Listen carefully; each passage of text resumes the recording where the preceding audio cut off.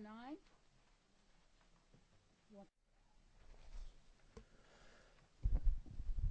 House Bill 209, Madam Chair, is LC 334949. Okay. All the members got that one? All right. Everybody on the same page? Yes, sir. This actually, was asked to carry this bill. This is a bill about prescription pad. In the legislation passed 3 years ago, we included legislation that would make the Schedule II drugs a prescription pad that was approved by the Pharmacy Board, which included an emblem of the state of Georgia and safeguards related to that. The CMS, or Centers for Medicare, and Medicaid Services, also have a prescription recommendation, and this bill, which was passed last year and because of time did not come back for the second passage, but this did come out of this committee last year and came out of the Senate, came out of the House and came out of the Senate. So this bill allows us to continue, allows physicians to continue to use the prescription pad that was previously in law, or allows the prescription pad that is designated by the Centers for Medicare and Medicaid Services also. The back part, the second page there of House Bill 209 refers to the particular sections in the law that give other ways or alternative ways that these prescription pads can be used. If you'll notice, my co-signers are all pharmacists on our either on our committee or in our House, and Madam Chair, and I would be happy to entertain any questions.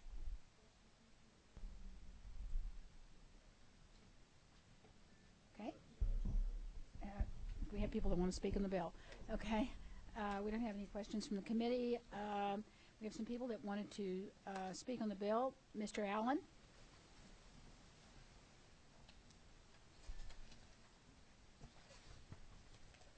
If you're going to speak on a bill, if you would give us your name and who you're with.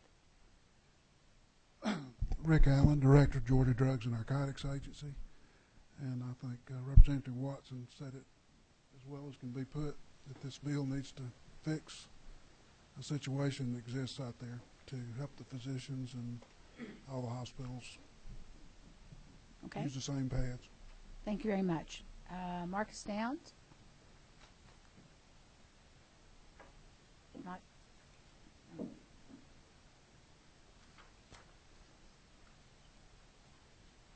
Good afternoon, Madam Chair. My name is Marcus Downs. I'm with the Medical Association of Georgia.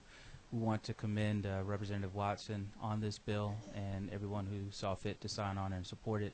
We think this is a very easy fix. It doesn't negate anything that's in current statute, and it simply provides an additional option to be able to write Schedule II prescriptions. So we think it's a very good bill for us. Thank you. Is there anyone else that would like to speak on the bill? Wait, just okay. Okay, go ahead. Sure. Just point of clarification. Now, this is just for Schedule II drugs? That's what's required in the law for the prescription pads that had the special emblem and so forth. Okay, okay. Because I just didn't see that in Section 1 of the bill, but okay. I think that goes to the on the back pages when it refers to those subparagraphs. Yeah, I saw the Schedule 2 on the back side on the hard copy. Okay, I trust you. Okay. Does that answer your question, Representative Yes, Hawkins? ma'am. Fine. Okay. Are there any other questions from members of the committee? No. Now, to entertain a motion. Okay. Representative Wilkerson. Madam Chair, I move to pass House Bill 209, LC 334949. Okay. Second. Okay. I have a motion and a second. Is there any discussion? Hearing no request for discussion, everyone in favor of the passage of House Bill 209, say aye. Aye. Anyone opposed? No. The ayes have it. Thank you, Representative Watson. Let's move on to House Bill 208. Thank you, Madam Chair. Let me make sure we're talking about the same bill. We're talking about House Bill 208, and the copy that we're working on is LC 335027S. This is actually a substitute for the substitute. This is a bill that is very similar to a hospital bill that came through this House before I was here. Just a moment, Representative Watkins. I'm sorry. Okay, that once again, that's working off 208 LC 335027S. Correct. Correct? Has everybody got it? I saw some shuffling of papers down to the right. You don't have it? Do we have another copy? Okay.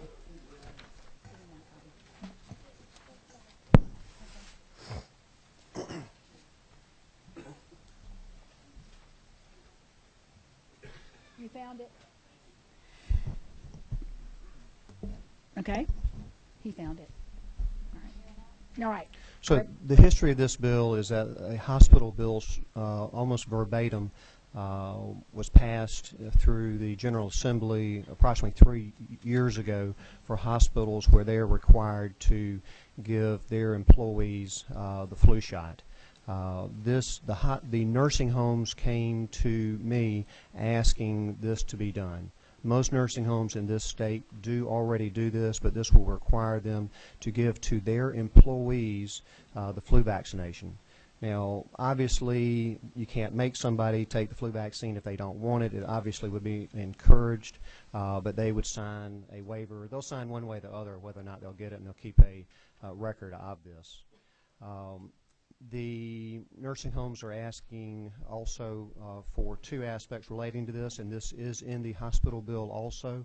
You'll see down there in section 24B about immunity. If you do, if the nursing homes give the flu shot and it gives immunity from criminal civil liability, and then the section C is also if they do not give that employee the vaccine, if they do get the flu, then they come back and could sue them, and that gives them civil or criminal liability immunity from that also. You know, the basic premise is that if you are a patient in a hospital or a nursing home, then you should not leave that facility or come into that facility and expect to be worse. So if an employee has the flu, and they remember they're contagious before they are symptomatic, or they may be mildly symptomatic. If a patient gets the flu from an employee, that is something that should not happen. You know, we expect when we go into a hospital that we should improve, certainly not get worse relating to something that happens because of an exposure to an employee. That's it in a nutshell. Okay. Thank you, Dr. Watson. All right, questions from the committee. Representative Reinders. Thank you, Madam Chair. Dr. Watson, I just want to ask you, I'm having trouble wrapping my mind around each nursing home shall, on line 12. Yes, that is correct. Shall is you're required to. Yeah, but if you don't, in C, then nothing happens. If you don't, well, the nothing happens would be hospitals and nursing homes have joint commission. They come around and they survey, and they will look at the record that is required there. So if they don't do it, if they just don't do it, what happens? Thank you. If they don't do it, when joint commission surveys that facility, that will certainly be noticed. Or actually, from approval when the state review, most of the time when nursing homes get approved by state licensing agents. Did we have somebody else who wanted to speak on this, Madam Chair, or should we let them speak now, or I can continue to answer questions, then we can all come back, whichever way you like. Thank you, Madam Chair. It wasn't registering with me why you're shelling something, and then when you ask them, but if you don't do it, it's okay. I'm just trying to see where the teeth is. The teeth is in the review of the license of that nursing home. Okay, thank you. Okay, that answers your question. Any other questions? Representative Pack. Thank you, Madam Chair. Thank you, Dr. Watson. I want to follow up on Chairman Reinder's question about Section C related to the immunity. And Section B is something that you and I discussed offline, and I think it's fine. Section C, I'm a little troubled by because now you have a situation where if they do something, they're protected from any liability, which is in good faith, which is fine. And Section C makes it that if you don't do anything, you're still immune. So the only downside that I see as an enforcement mechanism for this provision would be, like you said, an administrative kind of liability, right? That's correct. What if the standard of care changes throughout? Then what you want to do is you want to require everybody to, in fact, give the vaccine, and then Section C would pretty much gut any ability to have someone who might be hurt by an infection, like you said, from any recourse. Well, right now what happens, if you look back to line 14, the recommendations of the CDC, what happens, even in my office, where I'm not required to do that, but in hospitals and in healthcare facilities, if that nurse in the hospital does not get the flu shot or declines to get that flu shot, which is certainly her right, then she walks around with a mask on. So she does not infect the patients. I understand that for your practice, and I think that's great. But I'm a little troubled by I guess the blanket nature of the immunity there. Well, the nursing homes are asking for this. I'm sorry, the nursing homes are asking for the bill. That is a section that they were asking for too. I understand that, but the future people who might get hurt's not here to lobby against it. So I'm just kind of concerned about seeing in the future. About what we could. Would you be willing to entertain an amendment removing Section C? Because I think B kind of covers what you're going for. I think the law as it is now would cover your situation as long as they exercise reasonable care, that they wouldn't be sued anyhow. This language comes from the bill that was passed last year, that we passed in this committee, that was passed out of the House, passed in the Senate, was signed by the governor. This same language was used in the flu vaccination bill, which was recommended to facilities for child care. That's where that language came from. From the hospital bill? No, from the bill that we passed last year in this committee, the child care recommendation that child care centers give information to the parents that encourage the flu shot. Okay. Okay. Representative Pruitt. Chair, just one quick question. The nursing homes are asking for this, and they have to provide these flu injections for free. Is that correct? That's correct. And so they're not concerned about the cost? Well, certainly, we're always concerned about the cost, and that's a good question. That actually was my first question relating to them. But if you think about what we've just gone through with flu epidemics, I mean, the cost-benefit ratio is significant, and that saves them money. If their employees are getting the flu vaccination, then they're not going to be absent from work, and they're not paying for people and/or overtime. And you don't see any repercussions on employees who stand up and say they decide they don't want to take the flu shot? Yeah, CDC recommends that they wear a mask. That would be the repercussions. Thank you, Madam Chair. Other questions from the committee? Representative Thomas. Those are my questions. Okay, thank you. Sure, Representative Reiner. Thank you. One more quick follow-up, Dr. Watson. And I get being able to penalize through regulation. When I look at line 17, against an individual may accept or decline such a vaccination, does that individual who declines, do they have immunity?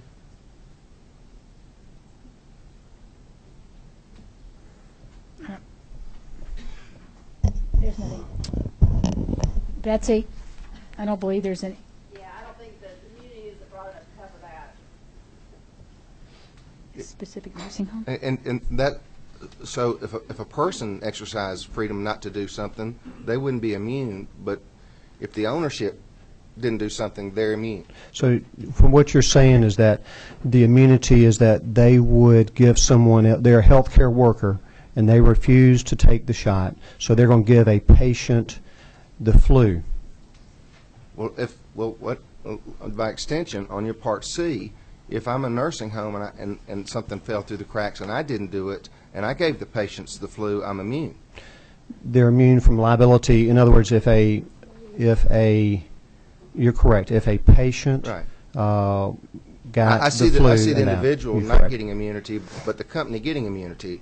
And I would just think the easy way to fix that is give the individual who declines immunity as well. Representative Reinders, I think you would have a really, really almost impossible task of proving that one individual gave the person the flu. I mean, I really don't think And at this I point. think you're exactly right, but to keep the lawyer from going after her or them, I just don't see any downside. Yeah. Well, Is there a downside? I think the downside is that, well, I don't know. You're going to be wearing a mask. Theoretically, you shouldn't be giving anybody the flu if you had the flu. Okay, thank you. So, all right.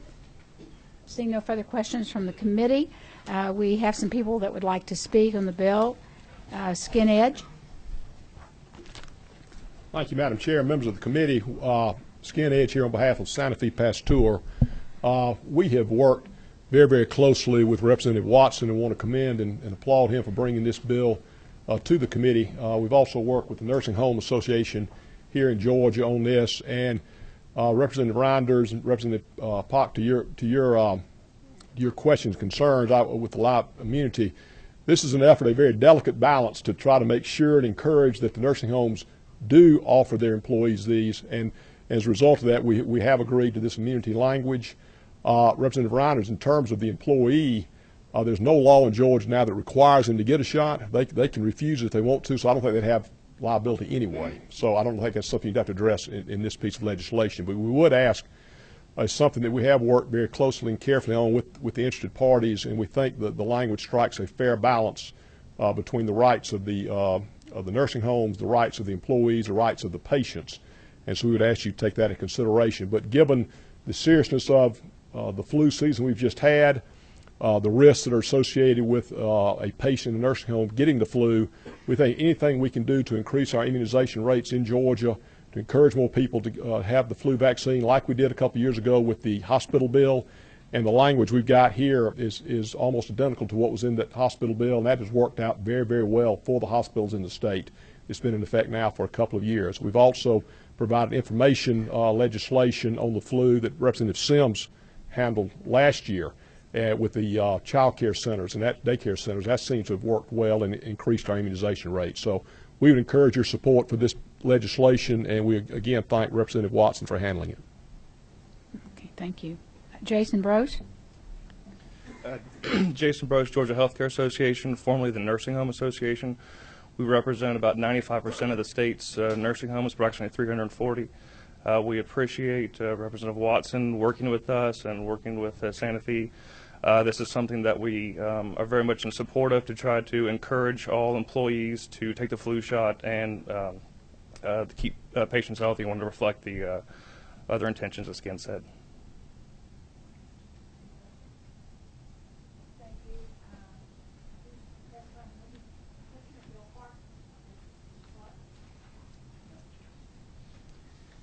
Good afternoon, Madam Chair, members of the committee. I'm Bill Clark on behalf of the Georgia Trial Lawyers Association. Let me begin by commending Dr. Watson for bringing this bill. We believe in that this bill enhances patient safety and it enhances workplace safety for people working for the nursing homes. Subsection B is identical to a provision that we worked with this committee and with the Hospital Association 3 years ago to make sure that if they're acting in good faith and according to appropriate medical standards, when they decide to offer, when they decide not to offer, when they actually provide, or when they decide not to provide the vaccine, then they're going to be completely immune from liability, be it civil or criminal. That's through subsection B. We fully support that because for the exact same reasons. We want the nursing homes to make the decision that's best for their patient population and their employees, and to have immunity for making that decision as long as it's consistent with applicable health care standards and in good faith, which is a really broad amount of immunity. Subsection C, however, comes in and says, forget everything in the preceding 50 or 60 lines. If we do whatever we want, having no compliance with this code section, we're still going to have blanket immunity. And we believe that throws the baby out with the bathwater, or in this case, the senior citizen or the employee out with the bathwater. There is no reason for subsection C. Part of subsection A says you have to keep certain records. It says you have to provide this in accordance with recommendations of the CDC. It says you have to do it pursuant to standing orders from the nursing home staff. Subsection C says forget about it. Forget all of those shoulds and shalls and have-tos that are in subsection A. You can forget all of that and be completely immune from any liability to your employees, your patients, or anyone else who may be adversely affected. So we believe B, as Mr. Edge said, strikes the appropriate balance. C tips that balance over on its head and gives blanket immunity to the Nursing Home Association. And so we would ask that this committee strike subsection C and go with a very good bill that is consistent of subsections A and B. I'll be glad to answer any questions, Madam Chairman. I thank you for the time. Mr. Clark. Questions from the committee? No one has any questions? Thank you, Madam Chair, members of the committee. Okay. We're ready to go. Do I? Madam Chair, I make a motion to pass. Okay, I have a motion to pass and a second on the committee substitute to House Bill 208, and that's working off LC 335027S. Any discussion? Okay, hearing no discussion. Oh, sorry. Gonna have to wave, put your hand up higher down there. Sorry about that, Madam Okay. Chair. To Mr. Clark's point, I wanted to move to strike section C. Okay. Yep, we have a motion to amend the substitute by striking section C. Do we hear a second? I think he made. We have a second. Discussion. Dr. Watson? Yeah, the only thing I can add is that is the exact same wording that we used last year in the child care bill, and that was the teeth relating to the teeth that we felt was appropriate was relating to when the nursing homes have to get their licenses reviewed. Again, the big picture is that we want to encourage nursing homes to do this. Okay. Hearing no further discussion, we will take it. Pardon? Oh. Representative P. Pack, I'm sorry. Where is Representative P? He's down there. Okay, sorry. I know we look alike, but. I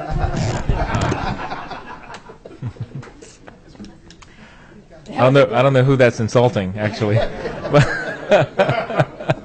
But Dr. Watson, the concern I have about the language is I do think that it's important, for example, we want to encourage nursing homes for those who refuse to take the vaccine to wear a surgical mask. Am I right? But there's nothing in C that would actually encourage that. Actually rewards the opposite behavior in the sense that if there's nothing that the nursing home would be liable for if they didn't wear that mask. So you want to have something that would encourage them to go with the standard of care at CDC and wear a surgical mask. That's actually the basis of kind of the concern that I have, Dr. Watson. And remember, I signed on to this bill when you presented it to me as top 6 before section B and C got added and the committee substitute. And I still very much support the intent of the bill. I'm just concerned about the language in C, the broadness of it. Representative Watson. Yeah, I respectfully, I agree with you wholeheartedly. I just don't feel as if philosophically, I think dragging them into court to do that is the appropriate method for the teeth of the law. I think the other way that we decided last year in the previous bill, that's the same language that we had before is. Thank you, Madam Chair. I almost regret bringing this up. I understand in the medical community having to practice defensive medicine. I really do. I'm very sensitive to that. One wrong move and here we go. But I would, just for my own point, ask you one more time. I am having trouble with C. I can live with that. But I am having trouble with why we give that kind of immunity, and maybe Skin wants to address this, why we give that kind of immunity I can split this baby that everybody's talking about and say give the immunity to the worker as well. It looks like a double standard, and I apologize that I'm not an attorney, but. Well, understand, under this bill and under the other bills you've passed the last 2 or 3 years, you're not putting an affirmative duty on the employee. The nursing home is obligated to offer the vaccine free of charge. There's nothing in Georgia law, or in federal law for that matter, that requires the employee to take the shot. They don't have to do that. Yeah, but they don't get immunity if they don't, Skin. I need a little help with that. Well, because there's nothing that requires them to do that, if they choose not to, I don't see how they can be held liable. There's no requirement there. Well, the only thing we're requiring is that they be offered the vaccine. Okay. So if they're not required to do that under this statute or any other statute, I don't see how they can be sued, much less, as Madam Chair said, trying to prove they infect someone anyway would be pretty difficult. So I think their risk of liability is zero. Do you get where it looks like it's protection for one and not for the other? Even though I do, but we are offering protection to the employee in the sense that if they don't want to take the vaccine for whatever reason, religious reasons, personal so they reasons, can't be punished for doing that. That's exactly right. That's exactly right. So we are offering that protection. Pardon? Right. Okay, we have an amendment on the table. I take it that Representative Washington, you are objecting to the amendment, right, of striking Section C? You know, I am objecting to it, but listen, I understand the pros and cons of this, but it would not be considered a friendly amendment from that standpoint. Okay. Yes. All right. Okay, so the amendment is to strike Section C on lines 28 and 29. And did we take? We have it. We had a first and a second. So the question is, everybody in favor of striking Section C, raise your hand. Okay, raise them high. So who's counting for me?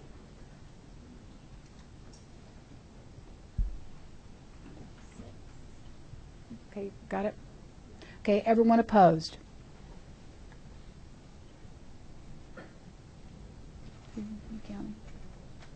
Who's counting? You count.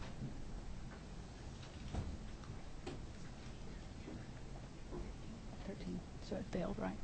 The amendment fails. Now on to the bill. We have a pardon? Okay, we have a motion to pass and a second to the substitute to House Bill 208 LC 335027S. Everyone in favor say aye. Anyone opposed, say no. Okay, the ayes have it. Thank you, Dr. Watson. What was he giving you? Substitute? Okay, are they passing out? Are we passing out? Do we have copies?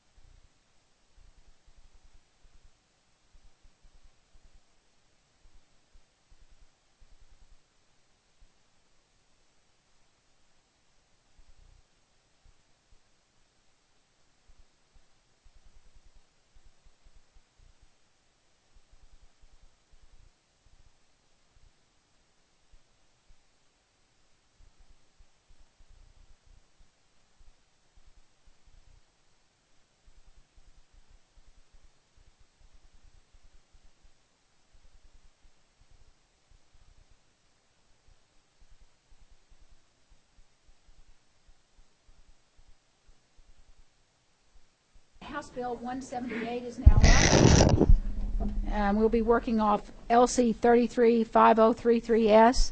Has everybody got a copy of the substitute to House Bill 178, LC 335033S?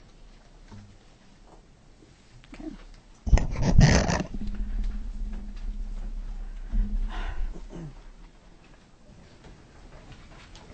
Representative Weldon, you want to pass that out and take care of the audience, or you want us to talk about your bill and get it passed? Hand those copies to somebody on a corner right there and let them pass it down the line or something. Thank you, Madam Chair.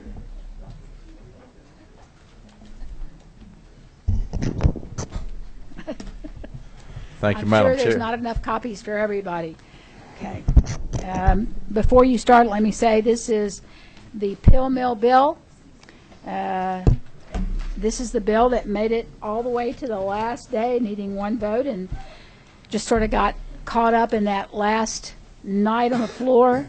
And it is a bill that has been carefully worked out among groups. Just so you know a little history, Representative Weldon and I had a 2.5-hour, 3.5-hour meeting with all of the respective bodies last year and a discussion line by line of the bill. So it is a bill that comes to you with a great deal of work.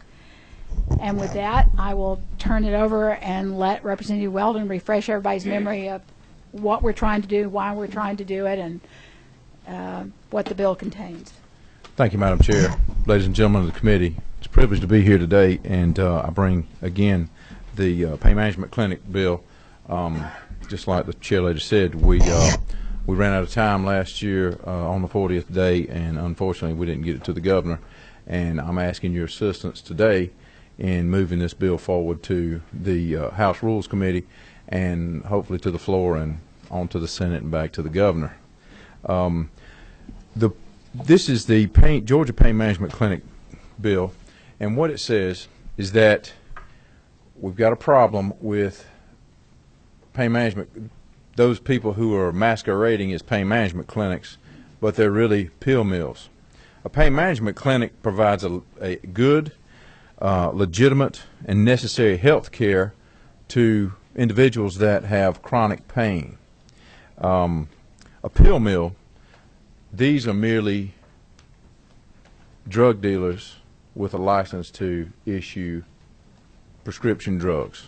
And particularly what we're talking about mainly is the Schedule 2 and Schedule 3 drugs.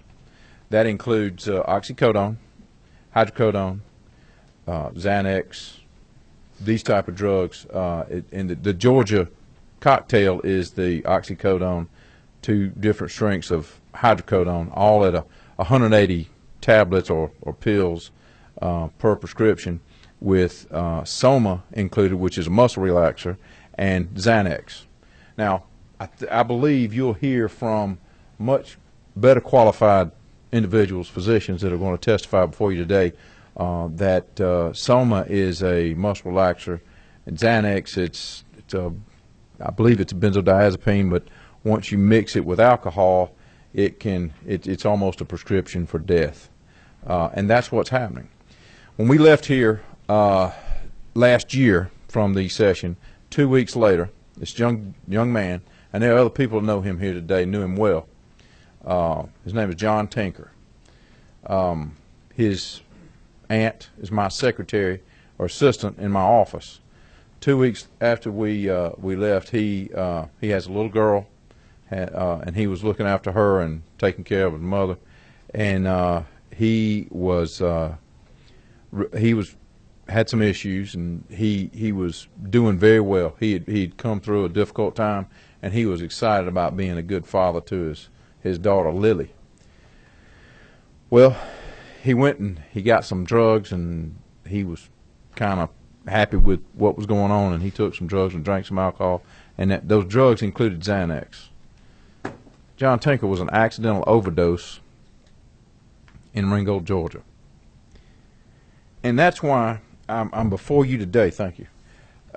It's not because John Tinker himself, he was definitely someone worth saving. He's absolutely someone worth saving. But you know, the people that are left here now, we have his aunt who works for me. We have the mother of his child. We have the grandparents of that child, Lily, who she's 3 years old, and they're the ones that are having to raise that child, and she's going without a father. Those are the people.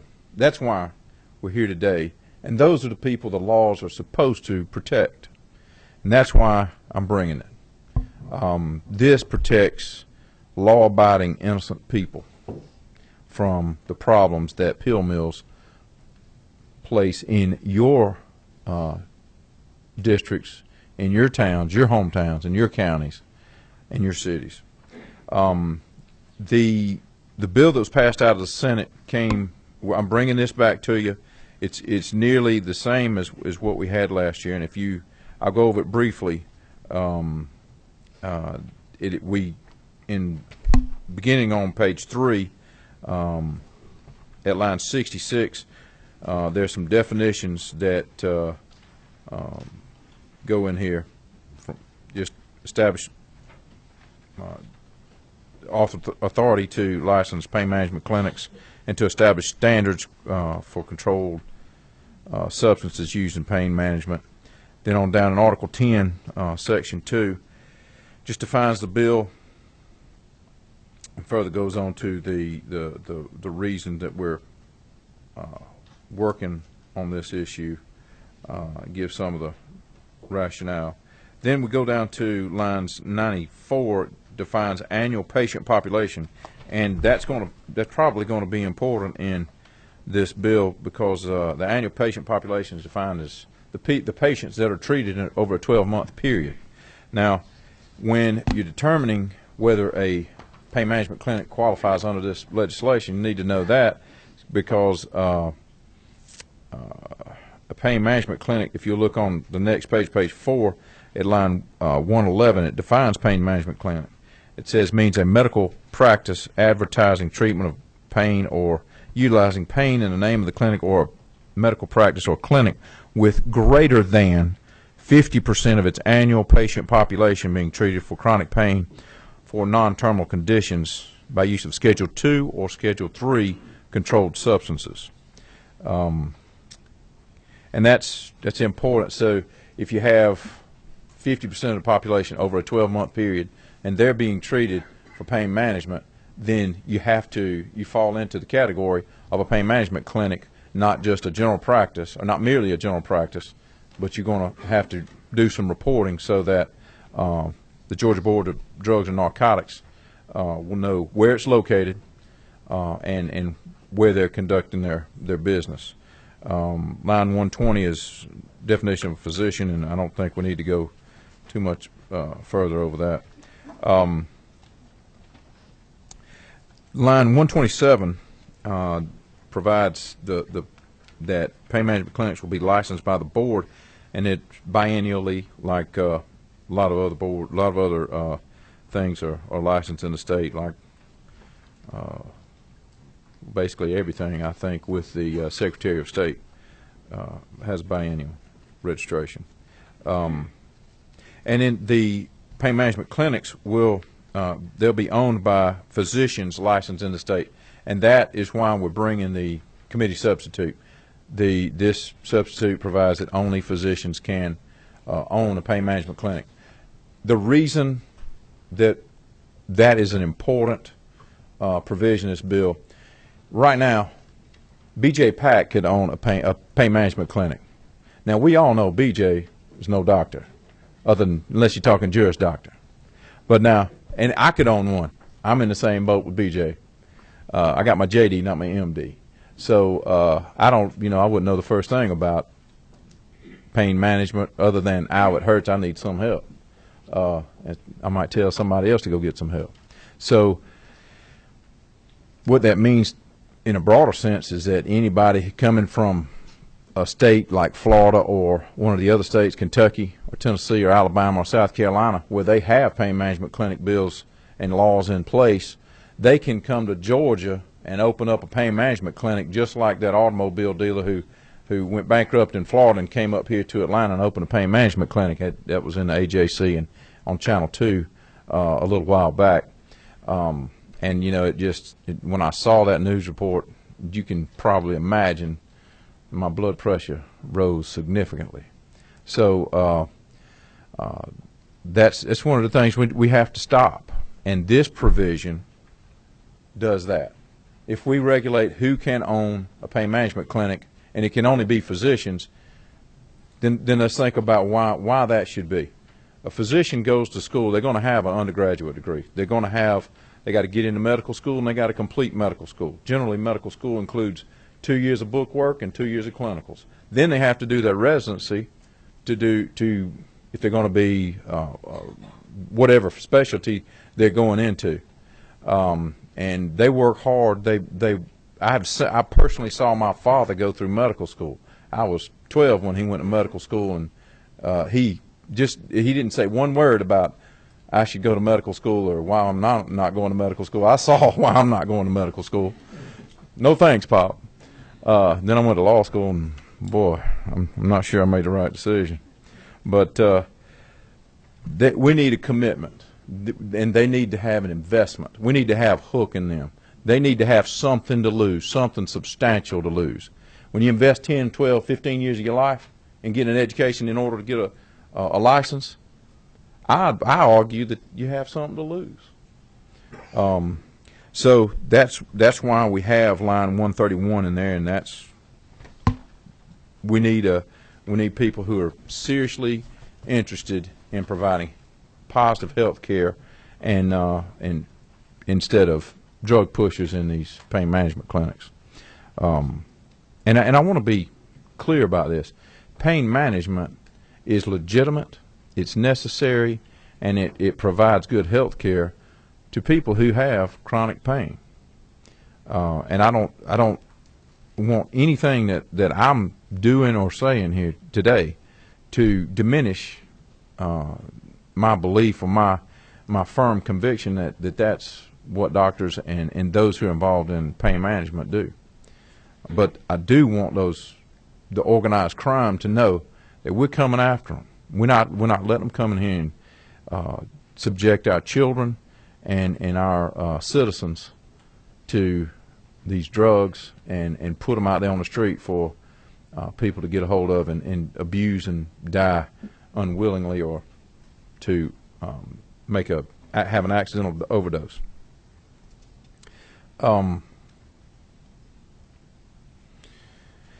If you look at line 144, this provides that no person who has been convicted of a felony can have any ownership in a pain management clinic.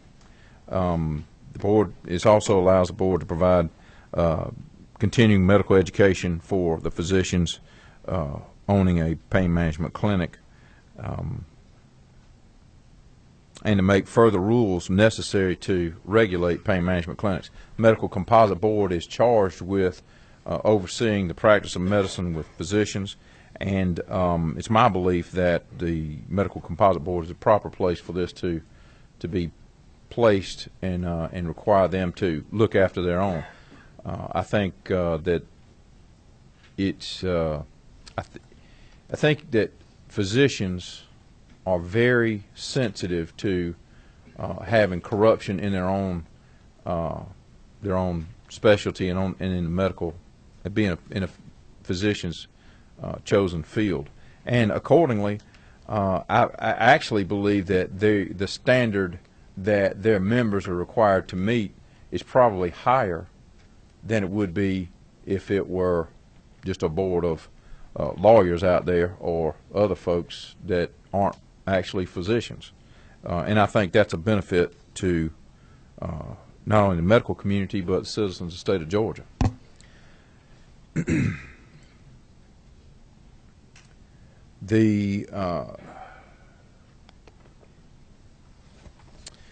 If you'll turn over to the 6th page, this I'm starting at line 171.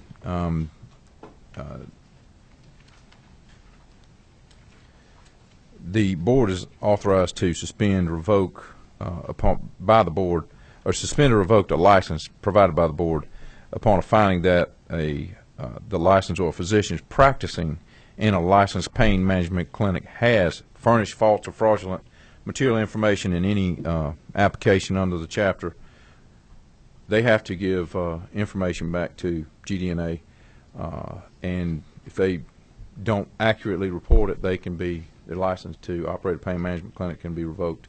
Or if they've been convicted of a crime under state or federal law, and that's convicted. That's important because they're, you know, in the United States and particularly in Georgia, innocent until proven guilty, and that we're not just giving lip service to that. You know, just because somebody's accused of something doesn't mean that they actually did it. So I want to bring that out and make sure we get that straight.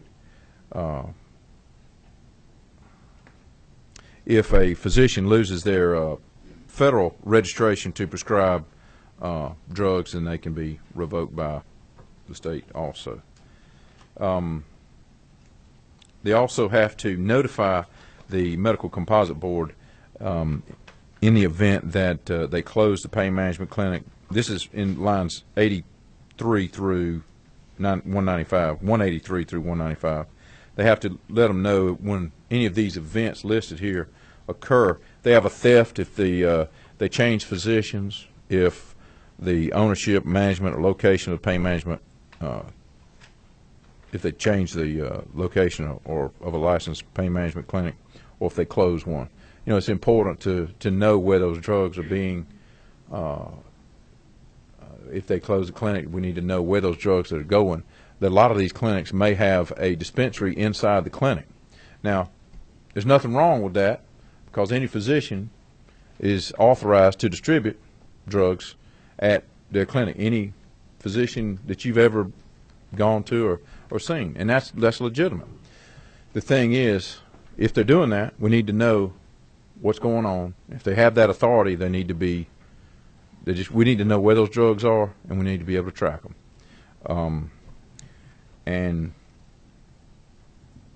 Without going over the rest of the bill, I'd be glad to take questions if I may.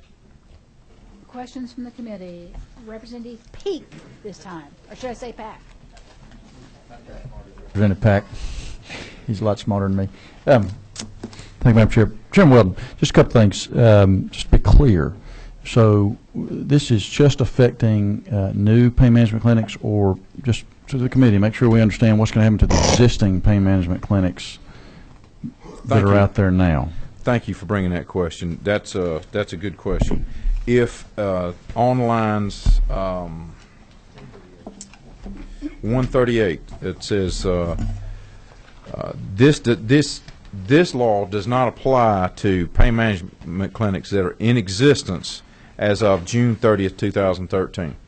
And so if we have other folks who own legitimate pain management clinics and they have an interest in it, they won't be excluded from maintaining their interest that they have in the pain management clinic. But now going forward, it'll be limited. Madam Chair, quick follow-up. But they will be required to renew that license every couple of years. And that's right. So every time they come up for renewal, if there's any indication that there's problems, they would be subject to be revoked. Their license would be subject to be revoked at that time. Right. If there's a problem that violates the further provisions and the rules provided by the Medical Composite Board, this provision right here protects them. They can still renew going forward in the future. They can still renew. They won't be precluded from renewing. And I want to make sure I'm clear on the question. They're protected here going forward. If they're legitimate pain management clinic. Exactly. If they're not legitimate, they better watch out. I'm probably going to be running with a baseball bat.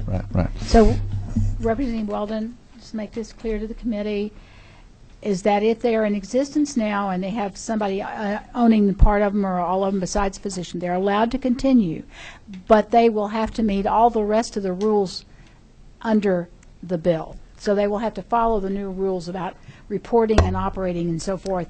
And as long as they do that, they will be fine. Yes, Madam Chair, that's I believe that's what the bill says. Representative Peak? Board required to be owned by physicians. Correct. Okay. New ones going forward after June 30th, 2013. This is a real problem in our state, so I applaud you for going after the bad guys, and so thank you for carrying this legislation. Look forward to supporting it. Thank you very much. Appreciate Representative that. Reinders. Thank you, Madam Chair, and thank you, Representative, for speaking to me at length about this prior to the meeting, and the physician carve-out part. I noticed on the handout here that was given that of all the 50 doctors who dispensed the most pain oxidants were in Florida. Those were physicians, which goes to that 10 or 15 years you got to lose part. That's right. Okay, thank you for that. And I'm also, and there's a method to my madness here in just a second, Madam Chair. I also appreciate the fact that on line 83, you mentioned how illegal activity in Georgia is a growing concern, and we all share that concern, and I thank you for that. You also mentioned organized crime in your presentation. So first let me take you, and these are just minor things, let me take you to line 151.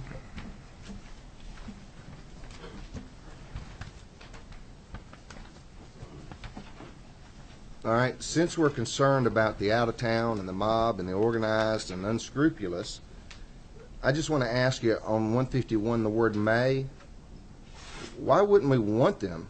Why shouldn't that be a shall? Cause a thorough investigation of the applicant to be made. Well, here's the thing. Every time, let's say that we have one group that has a pain management clinic and they have one operating now, they want to open up and expand to another office. Every time they open an office, they have to run the traps on whoever's working there.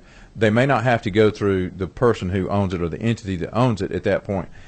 I believe, and I feel confident that the medical composite board, if it's someone they're not familiar with, someone who's not had previous reporting with them, they will pursue that. So the may there and right up under it, you wouldn't have a problem if that said shall if you'd never applied before.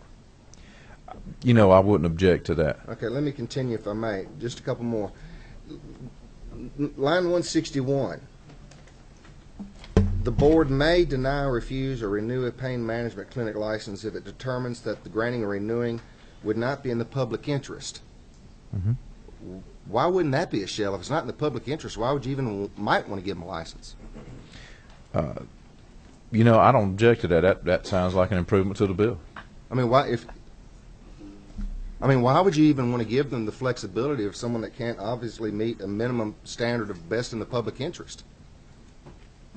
Finally, if I may, on line 172, same thing.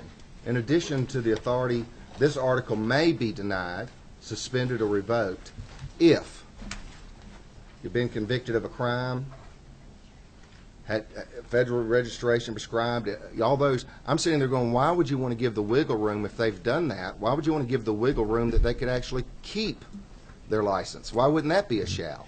Well, I'm sorry. Representative Weldon, why don't we let Dr. Sumner, who's the medical director of the Composite Board of Medicine, maybe speak to that? I'd be happy to. Dr. Sumner? Be happy. The only thing I can answer to that is we certainly would if we felt like there was an issue, but there are situations where there are extenuating circumstances that you might consider, and we give it due diligence. We review it, make sure they're safe, and we take that obligation very seriously, but there may be a situation that would not be perhaps what we would want, but it would be a safe situation and would be thought out. There's so many individual circumstances that you have to consider. Yes, ma'am. Thank you. And Madam Chair, if I may ask her, we're talking about here, and we've used as a mainstay of our argument, organized crime, unscrupulous people, to the point that other Georgians who's not a physician can't have any ownership. That's been our argument. I don't think that's a mischaracterization. But if you would allow us to have wiggle room just in case they might be a criminal, because there might be mitigating circumstance, or if it's not in the best public interest, just give me a little wiggle room so you know, we can still give them a license. And that to me is a little illogical. Shalls are very easy to fix. Well, I'm just a small town doctor. I can't exactly answer that legal question, but I can tell you that the Board of Medicine takes their obligation to safety and I know quality you do. very, very seriously. And we would not let somebody who had a criminal record or organized crime or anybody that we would question the safety or quality of care allow them to become a pain management clinic. Because I had some comments. If you, Okay, we I have. don't want to. Can I ask the author of the bill if there's a problem with my logic, Madam Chair? You know, as we discussed, thank you, ma'am. As you know, as we discussed, logic, black and white on a piece of paper without facts before us or before the medical composite board is logic in a vacuum. Life doesn't happen in a vacuum.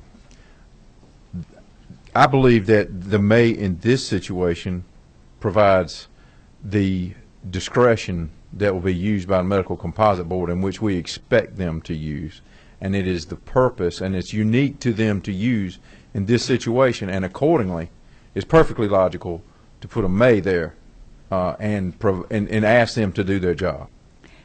And let us be my final follow-up, Madam Chair, I promise you. We're going to give you the wiggle room on the May. We trust you, right? That's right. But we don't trust everyday Georgians to be able to own one. That's not the point. Okay. That's not the point. We do trust everyday Georgians. If we didn't trust everyday Georgians, we wouldn't be in a position to allow for anyone other than physicians to own this. The bill would be written where if you own it now, you got to dispossess yourself of it, and we'll pay you whatever's necessary for it, similar to an eminent domain. The fact of the matter is, these are very complex situations. They're not simple. If in it, you know, someone who has invested a substantial amount of their life to further their education so that they can provide health care, they make a mistake, and then the medical composite board is satisfied that they have made retribution for that mistake. I feel comfortable with them exercising that discretion, and it's not to the detriment of all Georgians. I think it's to the benefit of all Georgians. There's a fine line between freedom. Freedom ain't free. Virginia and Weldon, I think I have a question for you. To cut to the chase on the part about ownership, aren't we trying to remove the profit motive? If it's a legitimate pain clinic and they're treating, and the physicians are treating people for chronic pain, of course they have to make a living and keep the doors open. But if you have outside investors in it, don't most outside investors expect a return on their money in as much as they can possibly get?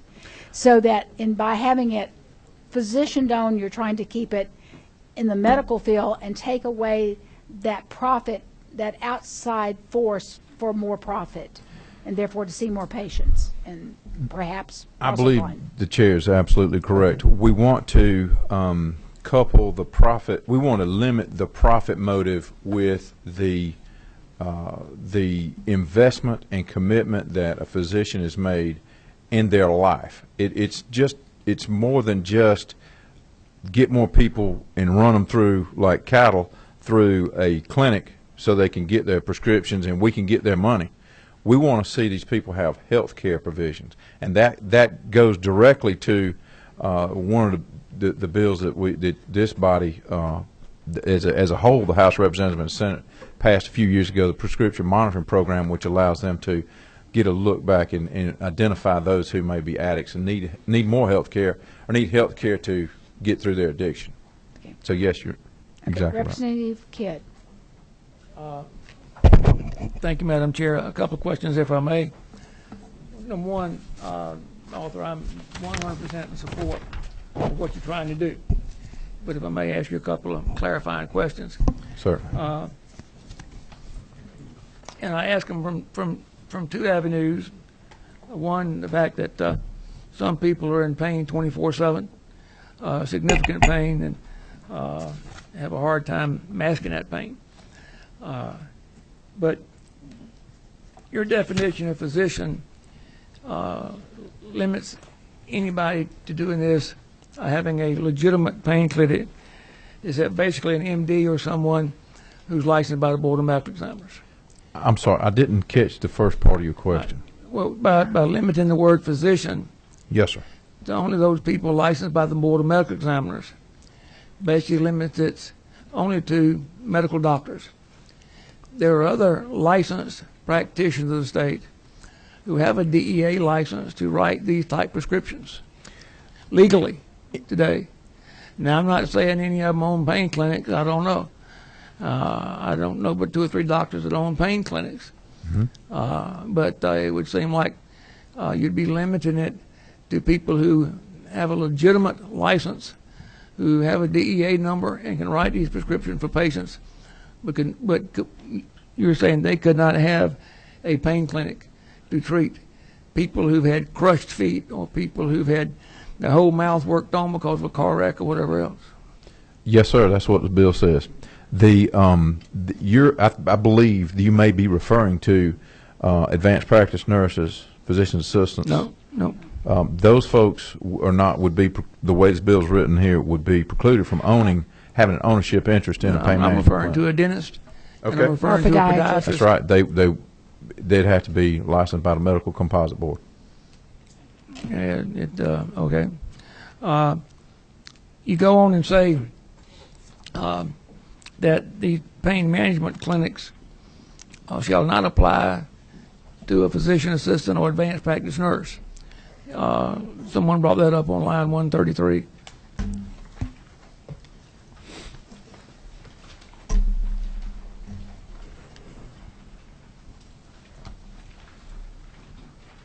If one or more physicians work with them, I guess, or a physician owns it, you can have a registered nurse own it or PA own it. Yes, sir. This is the people who own them now, and they are physicians, assistants, or advanced practice nurses, or one or more physicians. They can continue to own those clinics after, assuming this bill's signed into law. Isn't it currently in the law that it is the corporate practice of medicine is illegal? Isn't that under the Medical Practice Act today? I can't answer that question conclusively at this point. Dr. Sumner? Could you come forward, Dr. Sumner? No, sir, that is not in the law.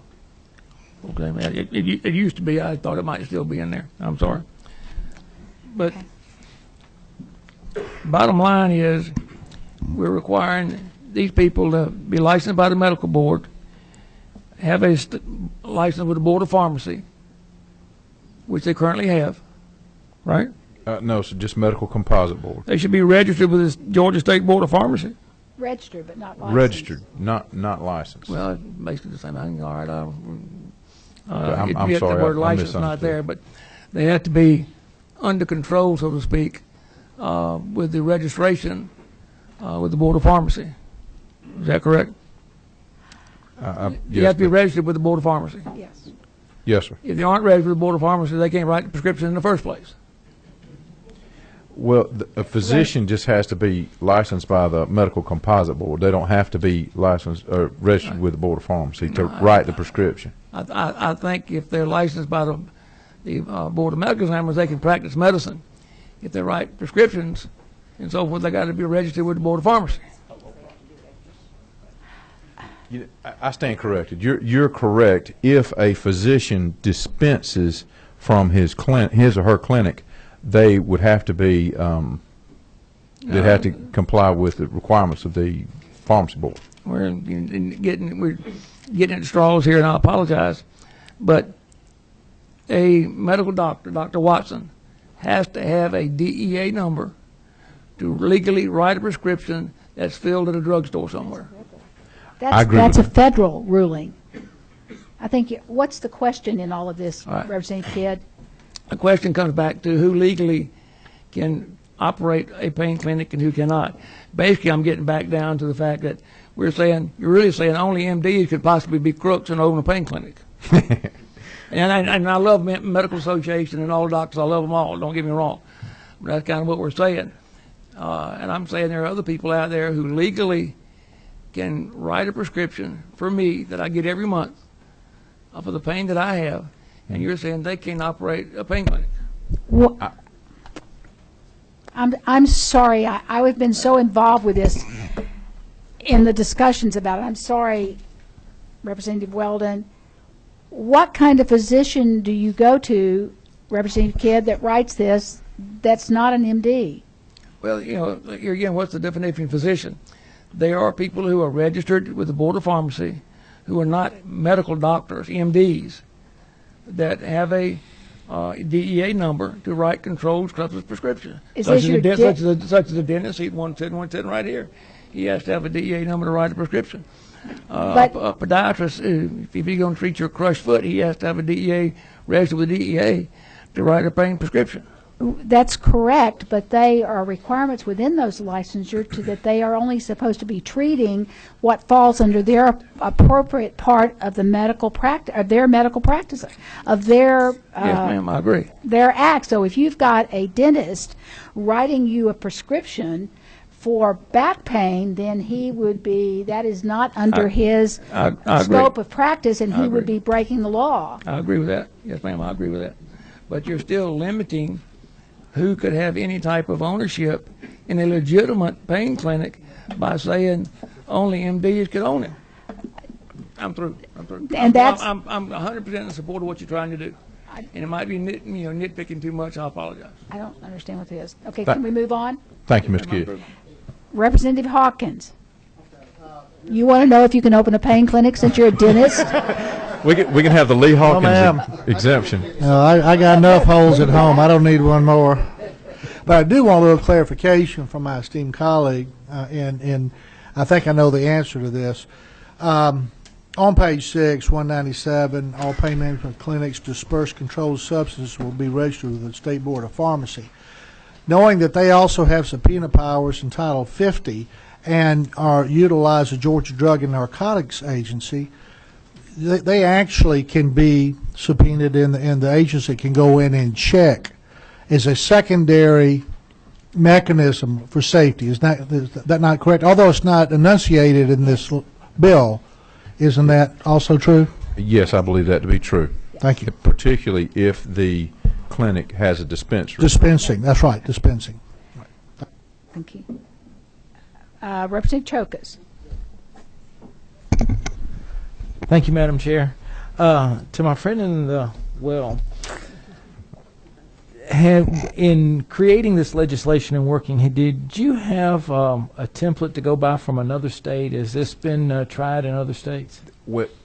This has been tried in other states. It's not exactly the same thing, and I'd be remiss if I didn't thank Ms. Britt and Nels Peterson in the back for their assistance from the Attorney General's office, and they helped us craft this legislation, and they actually crafted it, and we worked on it, and we've brought it up it used other states. Florida, one of the states we used to look at their experience as an example. Follow-up question.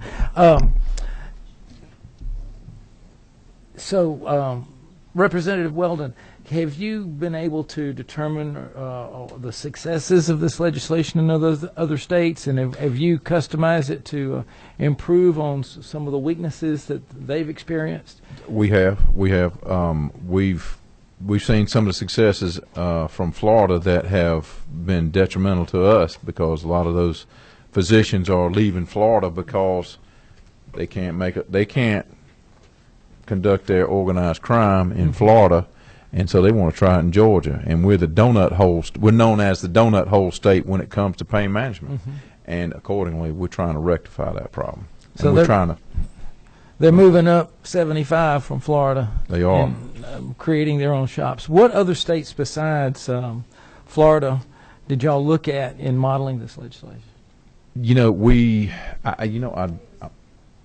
the primary one. Florida. Because they had the most recent legislation that was comprehensive and saw it very effective, very quickly. Great. All right. Thank you. Thank you very much, and congratulations. I appreciate you bringing this to us. Representative Sims. Okay, you waive. Representative Clark. Thank you, Madam Chair. Chairman Weldon, thank you for all your work and passion on this bill. Yesterday I was coming through the airport late last night, and my wife was disappointed in me because I saw the front page cover of the AJC, and I said, hold on, I got to read this. I said, Chairman Weldon's working on this bill here. You know, it's sad that we have to go to this length to address this issue, but I do understand the amount of deaths that we need to help protect, and appreciate your work. I do have a couple quick questions, if I may. Sure. One is here on page 5. I've got some reservations about requiring only allowing MDs to own these, but I want to understand. I understand that you feel strongly, and many others do, that we need to go that far. And side question: is Florida, do they also restrict it to just MDs? I believe yes. It's only MDs. They do. Okay. Mm-hmm. If we feel strongly that it should be, they should only be owned by MDs, what is the thoughts behind allowing corporations that only a majority of the shares are owned by an MD to own a medical pain clinic? That we've talked about that issue pretty at length.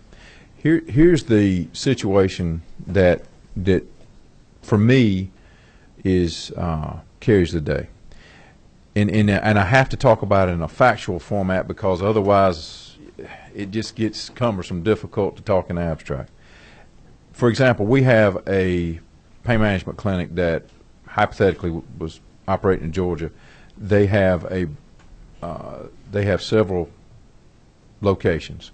You have a majority ownership by physicians, but you have a non-physician managing one of the locations, and you have a physician there who makes who's concerned about a patient, and the physician feels like they shouldn't treat this patient and certainly shouldn't give them a prescription for what they're asking for.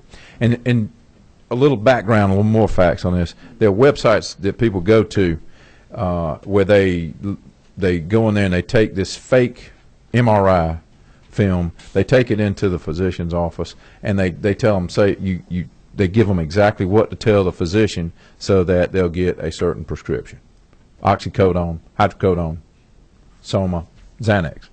So you've got the manager there who's, and they have in place legitimate profit incentives for those managers of those operations, where if you operate it lawfully and within the guidelines, you can still meet those incentives and still get the incentive. But the person is not a physician. The person is not really all that trained in medicine. They're trained in business. I went to business school with my undergraduate. That is exactly the problem. We have to couple the profit motive with legitimate health care, and then it moves forward as a proper capitalistic society should move forward. When you unlink them like the way our laws are now, it's a market economy run amok. And I'm an economics major and majored in finance. I believe in capitalism, but I also believe capitalism can run amok. And we don't want that to happen. That's what happened in Fort Lauderdale, Florida. They had more pain management clinics than probably more than they had. Well, I lived down there for a little while, so I won't say what they probably had more, but they got a lot of it down there. And we don't want that happening here in our state. And that's why I trust the Medical Composite Board. I think doctors generally, 99.9% of the time, they're physicians because they want to help people. And those people that are on the Medical Composite Board giving them their time free, or just they're getting mileage like we get, they're not doing it so that they can go down there and spend their time frivolously. They're doing it because they want to make sure the medical profession in Georgia is all it should be. And that's why we should have physicians do it. Mm-hmm. For the committee, my legal intern just gave me a list of the following states around us, or not all of them are right around us, that have physician-owned only: Florida, Kentucky, Louisiana, Ohio, Texas, and Mississippi. Unless in Mississippi a hospital can own them, and we have in this bill where a hospital can own one also. Jimmy Pruitt. Okay. Address one last question I have. Oh, I thought, okay, I'm sorry. Madam Chair, thank you. Really, my question was, even amid my reservations over only MDs owning it, is why what's the practicality out of if we feel that strongly, why carve out allowing corporations to own it where they could own up to 49%? We did. But maybe that's already addressed well. Where are you reading that? Well, I say 49 it only has to be a majority of the shares owned. No, you're on the wrong. You're on the wrong. 132, line 132. If a pain management clinic is incorporated, a majority of the shares shall be owned by. No, you're on the wrong version. There's There are two. We have a substitute. Do you have a? Oh, am I reading the wrong one? You may. Okay, thank you. The last. Sorry about that. That was my fault. I apologize. My bad. I should have been reading. Should have been paid attention to that. Thank you. The last question I had, if I may, Madam Chair, was. In line 156, maybe this may have changed too, but however, the board may issue license with bearing restrictions. Just could you help educate me to understand what are those bearing restrictions if there's concerns over for the public safety and health? If there's a concern over somebody's applying for a license, why are we offering bearing restrictions to such persons that the board deems that's line 154. necessary? Dr. Sumner? 154.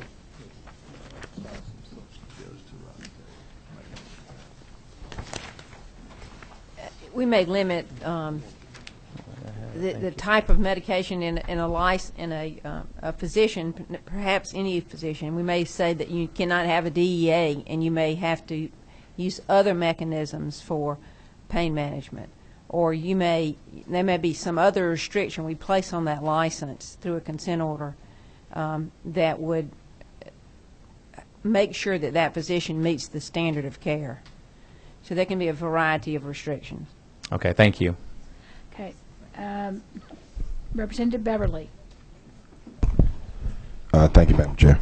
I have two questions for you. Line 138 through 141 suggests that clinics will be exempt unless they own more than one.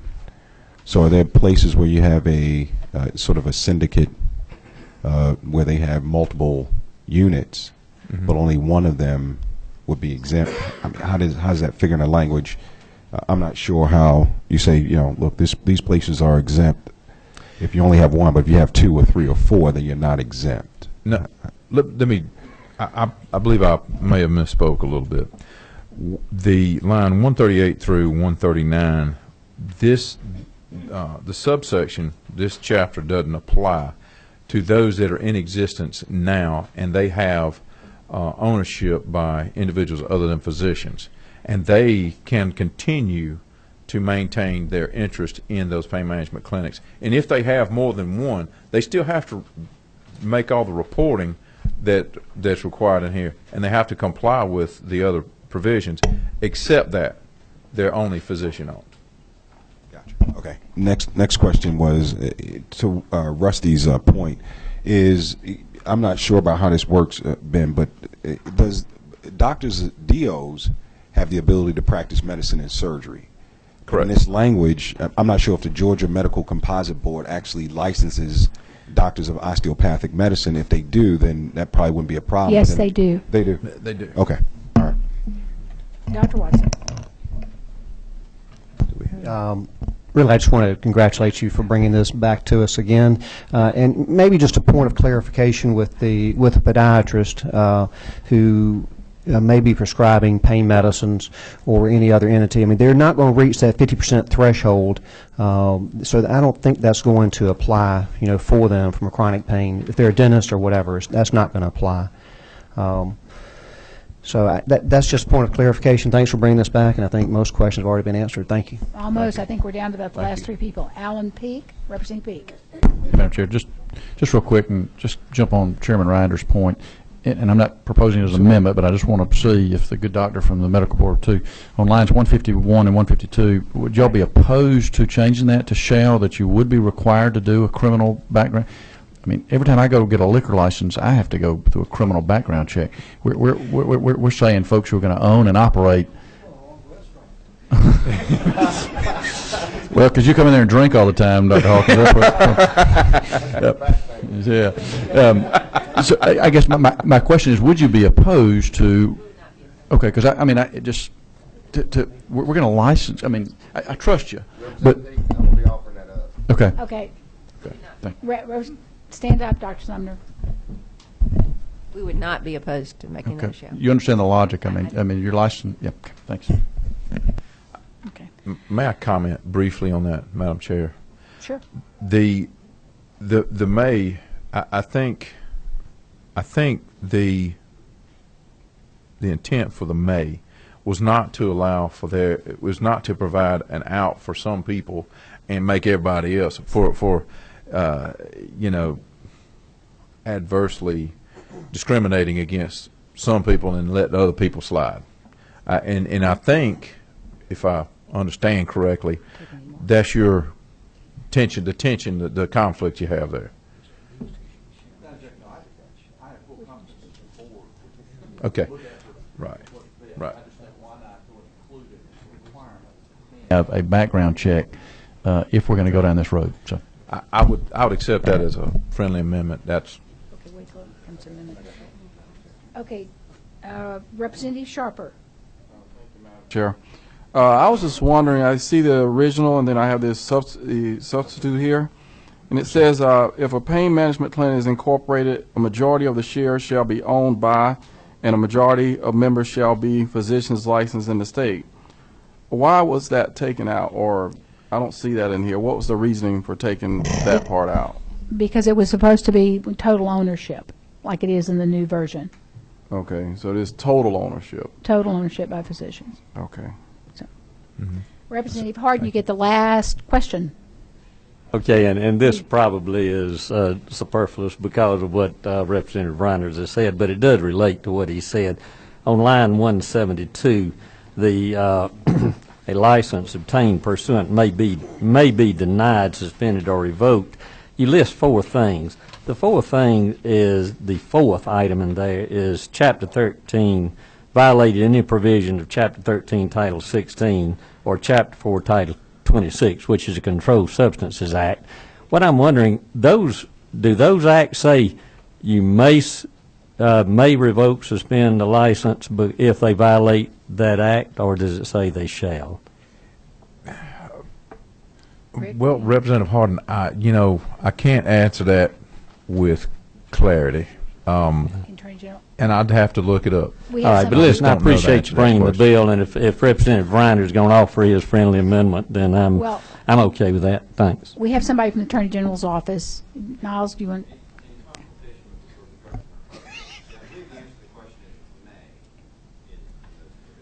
Okay. Thank you. All right. We have some people that want to testify, and I understand that we have the Lilburn Police Chief here who has just busted one of these clinics.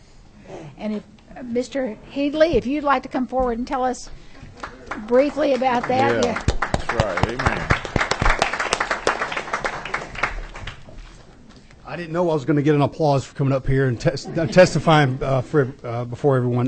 Well, we're tired of them killing Georgians, and that's what these clinics are doing. They are killing Georgia citizens. So thank you. Yeah, it's an epidemic, and from a law enforcement perspective, this particular pain management clinic, I call that lightly. It was a pill mill, make no mistake about it.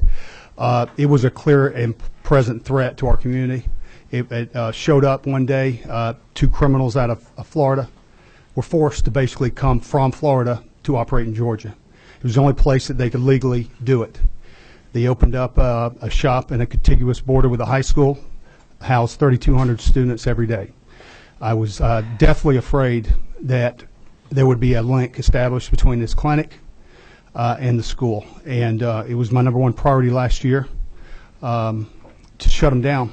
I couldn't do it alone, though, and honestly I didn't have looked all the way through the OCGA book. I couldn't find any help. We have a very supportive mayor and council. We enacted a moratorium almost within a month to prevent others from operating, but we really couldn't do much with the one that had a lawful business license to operate. So we had to, I partnered up with Ms. Yates, the U.S. Attorney's Office, DEA, and the IRS to dismantle it. Took over a year. And just to give you an idea, very small percentage of Georgians actually visit these clinics. As a matter of fact, when we busted the place, every person that we interviewed, we did a debriefing of all the people that were in the clinic. Not one was from Georgia. Most were from Florida, the Carolinas, Ohio, as far as away from Maine, Arkansas, Mississippi, Alabama, and all told us the same thing. The reason they come to Georgia is they're having difficulty getting the prospective pain meds in their own states. So what has once as Florida was the epicenter at one time, now Georgia is the epicenter. Make no mistake about it. Intelligence reports show there's over 100 now in the metro area operating.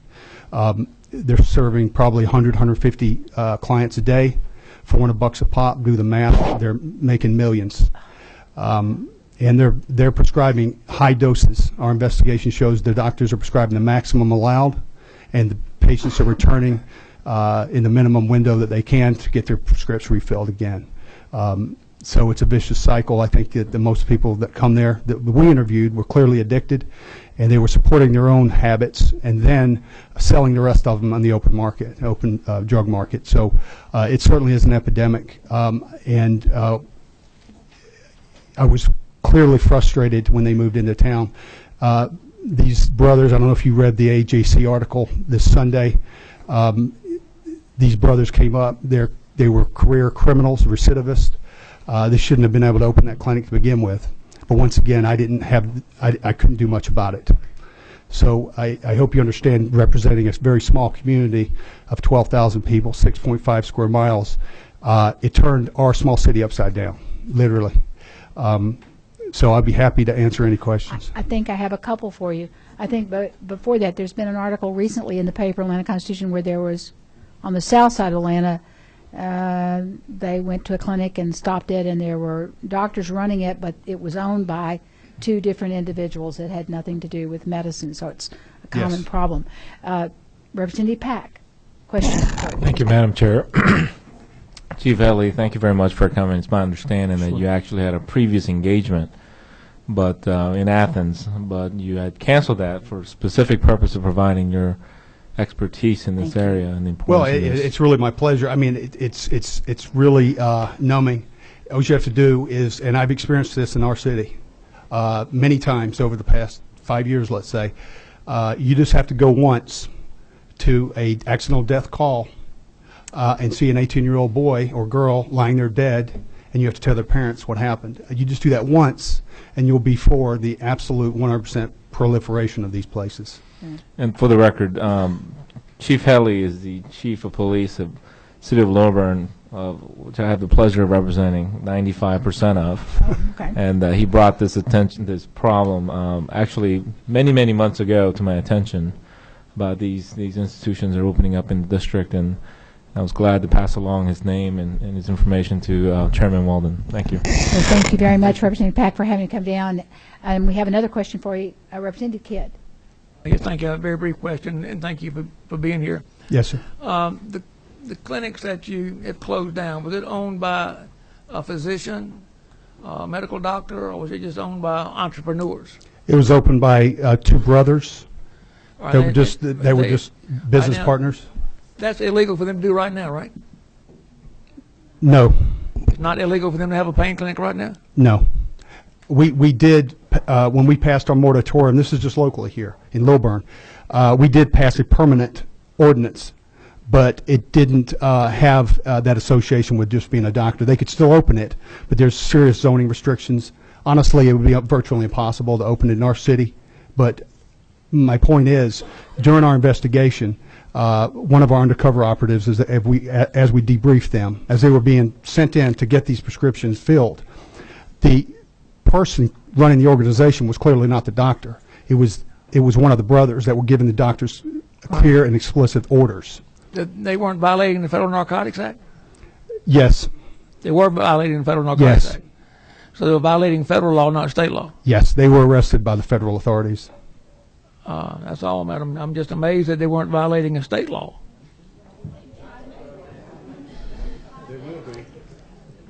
Once again, consider my position, how very frustrated I was with the limited resources that I have at the local level.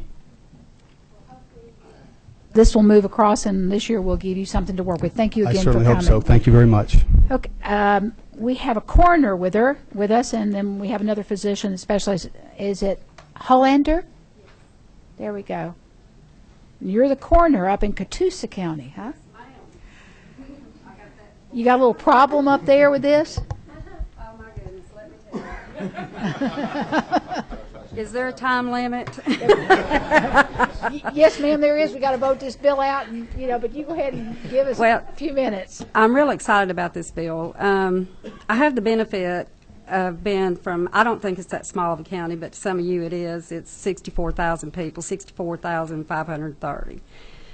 I went into office in 1997, and my background, I've been a paramedic for almost 30 years, and so I had seen quite a bit with drug issues from working on the ambulance, but I worked mainly in Tennessee. So about 3 years into office, the drug overdoses, when the medical examiner would give me a cause, I would go, oh no, I can't tell the families something like that. And now it's gotten to where I just had, for the year of 2012, I had 107 cases that come under my jurisdiction. I autopsied 41 people, and out of the 41, 27 are what we are considering an unknown, unsuspicious, unnatural. So that being said, out of the 27, 20 of them were polypharmacy, multiple drug overdose. I had a few, the one that Representative Welton talked about, and may I state that Representative Welton's example, his uncle is also a detective at my sheriff's department. So we can't go back and say the boy should have known better. But 20 of them were for prescription drug overdoses. 3 of them were considered natural deaths, but they were because of severe cardiac and liver damage from the years of prescription drug overdoses. Then I have some, I'm right on that Tennessee line, so mine go out everywhere. Most of the time the medical examiner from Tennessee will notify me when somebody from Georgia has went into a hospital. But that being said, 30 years of being out there. The last 11 years that I worked in the healthcare field was in an emergency room. We're only touching the tip of the iceberg. We don't really know true statistics on what's going on with the prescription drugs, because a lot of them are admitted to ICU and they may be admitted under something else. And it's gotten to where now there's so many that if a family member will step forward and they say, well, I'm sorry, I didn't mean to do this, I wasn't trying to hurt myself, they let it go, and then it's never coded right. So the big problem is not there. But the problem that, like I said, that I'm seeing when I've got 20 cases just from 2012 that were prescription drugs, that's 22 many. I mean, the benefits of being from a smaller county. My husband's a police officer. I'm a paramedic, and believe it or not, I was a firefighter for 13 years too. Yeah. Love doing that. And so you get to know everybody in your community. And, the problem with the prescription drugs and any other drugs is that we like to label. And we say there's a certain stereotype that are going to get on the prescription drugs. Well, let me tell you, it's police officers' sons, it's a coroner's nephew, it's commissioners' stepchildren that I'm going to on corner cases, people that have been exposed to the do's and don'ts and the wrongs and the rights. They should know better. But you take innocent people. My daughter, she's a very smart girl. She hurt her back working at the hospital. She didn't report it because she's afraid she'd get fired for not having help. Went to her doctor for 2 years. Kept complaining of her back. He finally referred her on to a surgeon, albeit during that time she was getting hydrocodone. I didn't know anything about it. She's 24 years old. I'm not supposed to know her business. Okay, now her daddy's a police officer, so she should know better. Her mother's been in the medical field. When I was in paramedic school, she used to have to help drill me to get ready for my test. So She kept on having problems with her back. She went to a orthopedic. He performed a procedure on her that actually made it worse. So she went to a credible, at that time, pain management clinic. And she told me she was going to pain management, and I said, "Are you getting traditional therapy?" And she said, "Sure." She didn't know what I was talking about. There was 2 procedures that was tried on my daughter, just 2 procedures, and as far as therapy. And when I found out that she was addicted to prescription drugs, she was in the hospital with a narcotic bowel. The gastroenterologist told me that she had the intestines of a 78-year-old woman. She was 24 years old. Her pancreas was just about burned up. She has chronic pancreatitis now. And I said, "How did this happen?" 3 trips to get her detoxed. And I said, "How did this happen? You know better. I'm a coroner. Your daddy's a police officer. You know about drugs." She said, "Mom, I went for help." And I said, "How did you get on 11, now listen to me, 11 different narcotics, sleep aids, and antidepressants?" Oh my God. My child. All of them in combinations are dangerous. All of them within themselves are dangerous. But she's on all this different medication. She's driving on the streets where everybody's going to work. School buses are transporting children. She works for a company. She's handling multi-million-dollar accounts. And she's got my grandchild that she's raising, a single mother. How did this happen? She doesn't know because she can't tell you about 9 months of her life. All she knows is that when she went in and they say, "Does anything hurt today?" "Well, my knees bother me, but that's an old sports injury from high school." You don't have to live like that. You don't have to live like that. 2 more prescriptions. Of the 11 that she was on, I found 3 more that hadn't even been filled in her purse. And so, going back to what is going on, there's a lot of good, honest people that have gotten addicted to prescription pain medicine. And what's so important about this bill to me is it's taking the temptation out. Yeah, Georgia has been inundated since Florida developed their bill. 1 in 7 people in the state of Florida dies from prescription drug abuse. That was my nephew, 25 years old. I'll never get to hold that child again. He should have known better, that he thought he could handle it, and he got on prescription drugs. I've got 2 physicians right now that I highly respected, have known for years. One of them, when he first came to town, you couldn't even get a Tylenol out of him.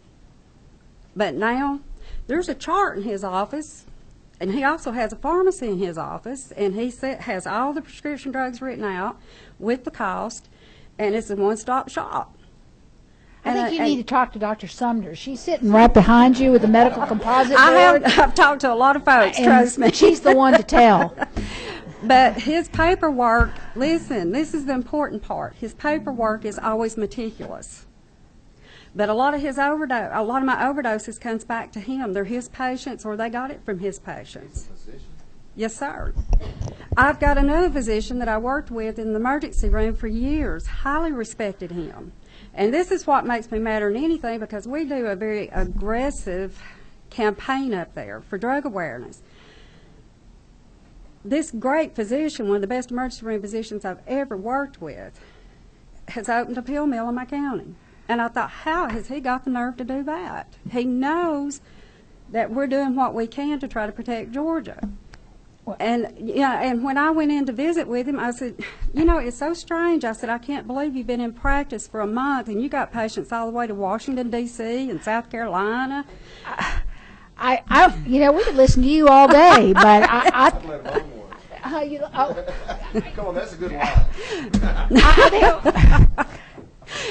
I think you've pretty much given us an example of what it's like. I mean, thank you. I'm sorry I have to cut you off, but we need to get where we can vote on this bill, and we've got some other people. That's fine. But, I mean, thank you for coming, because I think you've pointed out that people can get, like your daughter who truly had pain and is trying to get help, or it can be the people driving from Washington, D.C. We've got a problem either way, and I think that's why in this bill if over the 50% of their practice, if they're just a GP and over 50% of their practice is giving out pain medicine, they fall under these new rules. Can I make one more point about Sure. this ER physician?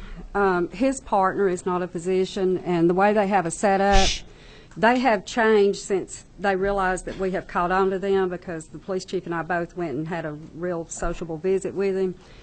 And so, I'm sorry, y'all. I've been battling this for years. Anyway, he doesn't own the business. His partner owns the business. And I said, well, you know, you don't advertise. You don't even have a sign on your door.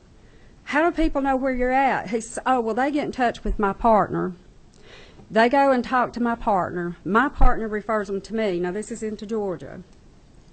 And then, if I think they need something, I don't write any prescriptions and I don't exchange any money. I send them back to my partner and he gets the prescriptions for them. And I said, and you don't bother to get them filled in Georgia either, do you? So that's what we're battling. We got to do something to keep the honesty in medicine. Okay, thank you very much for coming and especially sharing a very personal story. It's hard, but everybody, I don't know anybody, and if you don't believe me, and if you want to get an eye opener, I challenge all of you to call the coroner or the medical examiner in your districts and ask them what's going on. You're going to get shocked.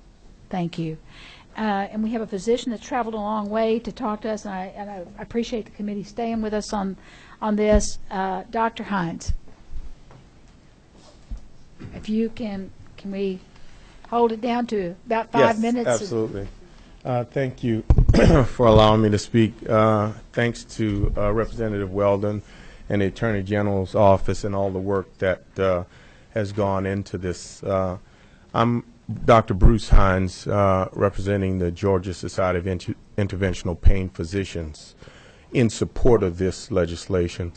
I think it was interesting listening to the testimony so far.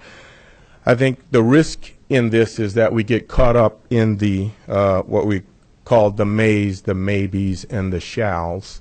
I think the real benefit of this legislation is going to be in the power of the Composite State Board to regulate, and that's not always a good word, but to ensure that there's appropriate licensing, training, and practice of pain physicians.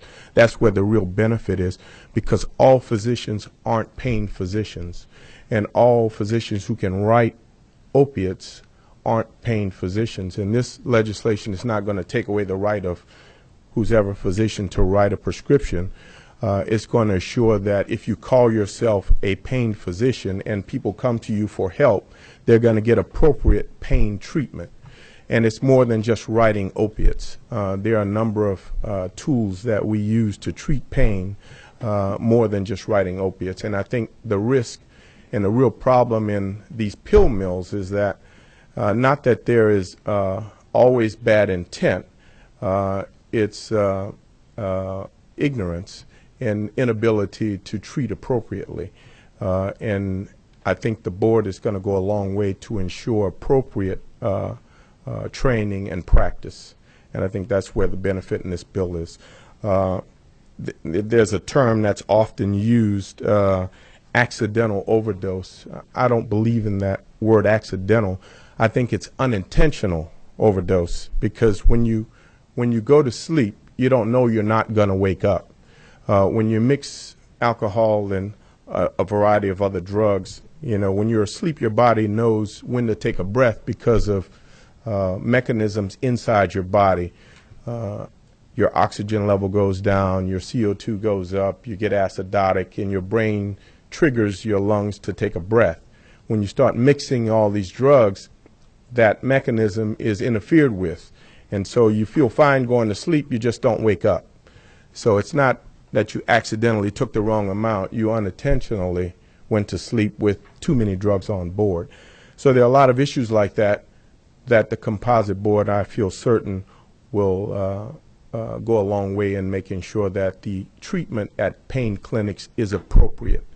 And I think if we get lost in the mays, the maybes, and the shalls, then we're going to lose an opportunity to really improve the quality of pain treatment in the state.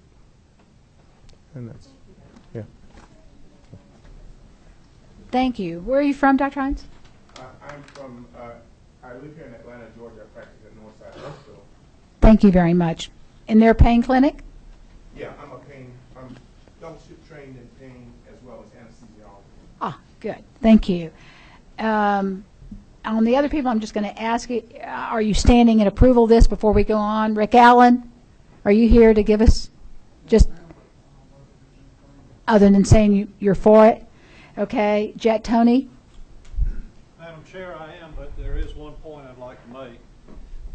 The Georgia Society of Anesthesiologists has had the privilege of working on this bill for over 5 years. Actually, a coincidence here, Dr. Hines was president of the GSA in the year that this was this initiative was started.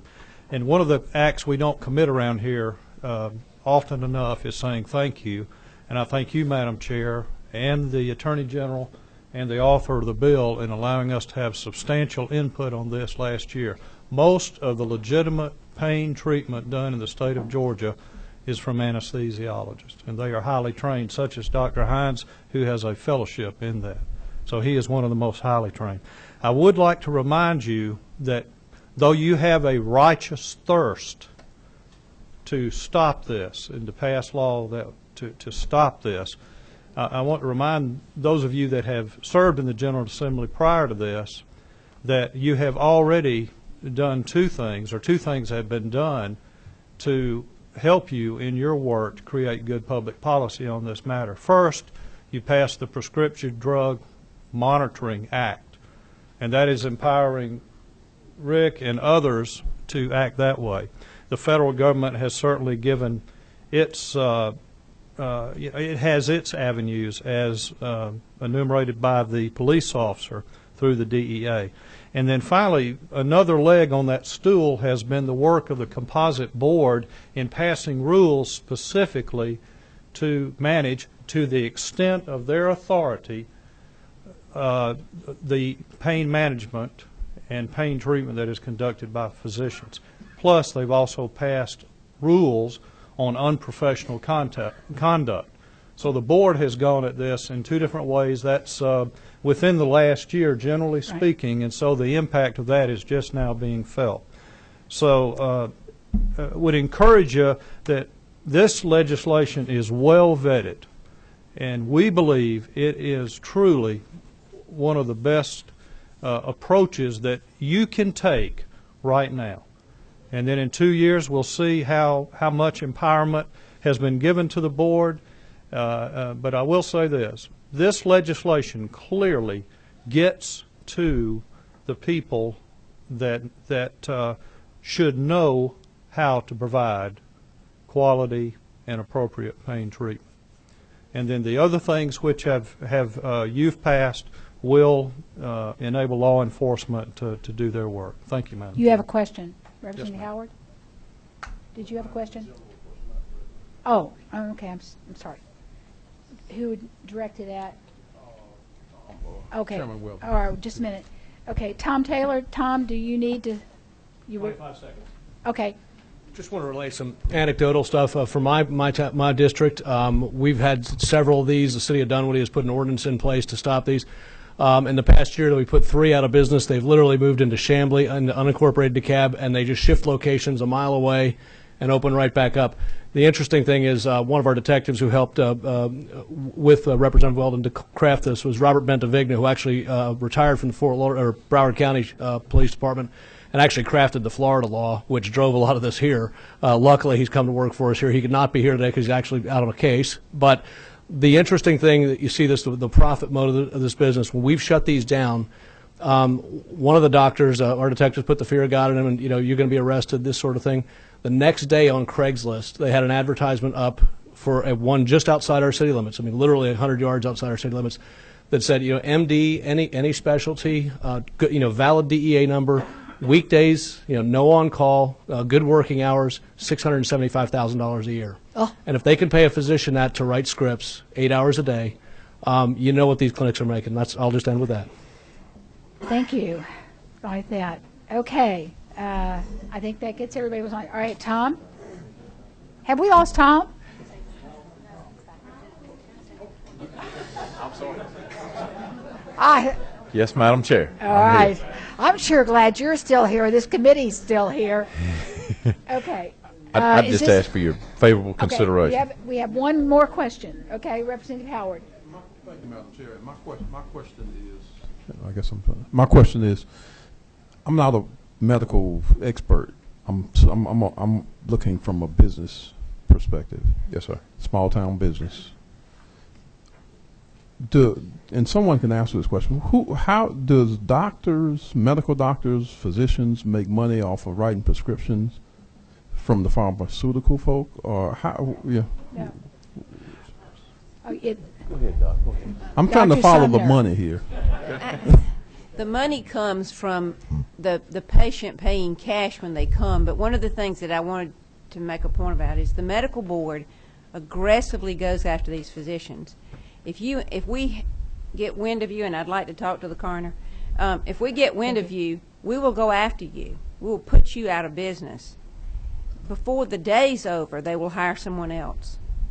I mean, it's just, you know, we can take away your DEA, we can put you out of business. It doesn't matter. These guys are pediatricians and obstetricians and every other specialty of medicine, and the pain clinic owners hire you because you have a DEA and say, sit in that room and write narcotics.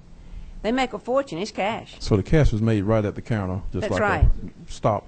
But and as a shop. practicing physician, no, I make no money from writing a prescription.